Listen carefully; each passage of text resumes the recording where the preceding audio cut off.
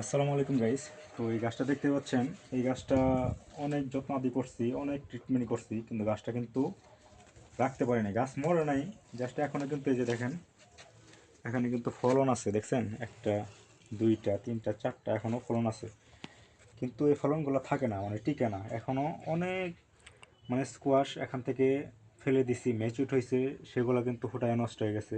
তো এই গাছটা রাখার কোনো প্রয়োজনই পড়ে না আমার, মানে যতদিন রাখবো, তো এইটা কিন্তু সময় লস। হ্যাঁ, তো এর জন্য আজকে এই গাছটা আমি এখান থেকে উঠাই ফেলবো।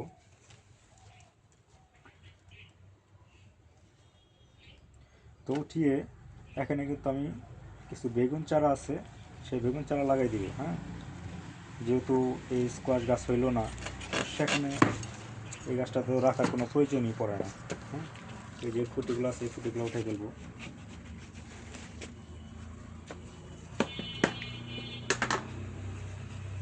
এটা উঠাই ফেলবো।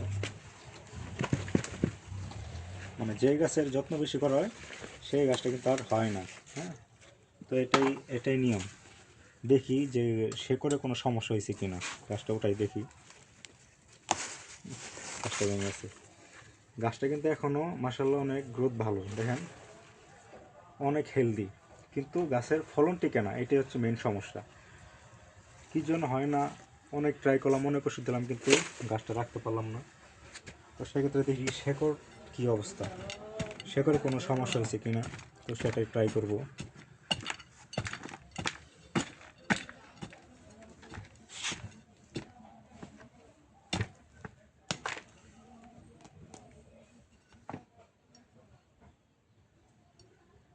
না, শেকড় কোনো সমস্যা নেই, দেখেন শেকড় কিন্তু ভালোই আছে, কোনো সমস্যা নেই। দেখছেন কী জন্য যে গাছের এই অবস্থা হইলো বুঝতেছি না। তো এখন কি করার, এখানে এই মাটিগুলো একটু আগলা করে দিব, আগলা করে এখানে বেগুন গাছ লাগিয়ে দিব। যেহেতু আমার মাটিটা তৈরি করাই ছিল, তো সেক্ষেত্রে এই মাটিতে তেমন কোনো সার দেওয়া লাগবে না, মানে জৈব সার দেওয়া লাগবে না। তো এখানে এমনি বেগুন চাপ লাগাই দিলে কিন্তু গাছটা হয়ে যাবে।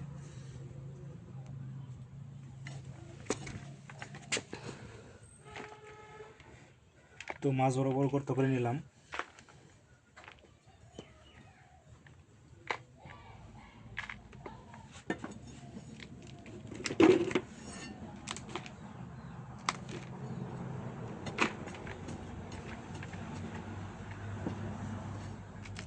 এই যে গর্ত করে দেখান, মাছ বরাবর কিন্তু গর্ত করে নিচ্ছি।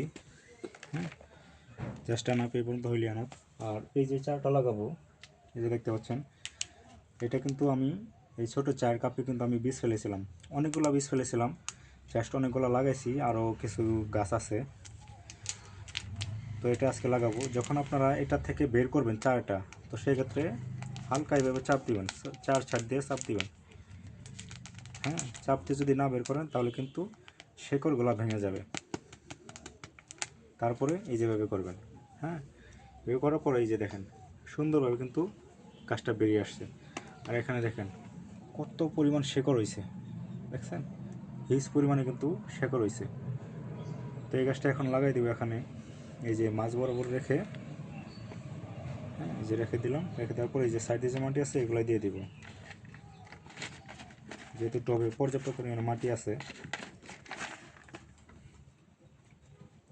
হালকা চাপ দিয়ে দিলাম।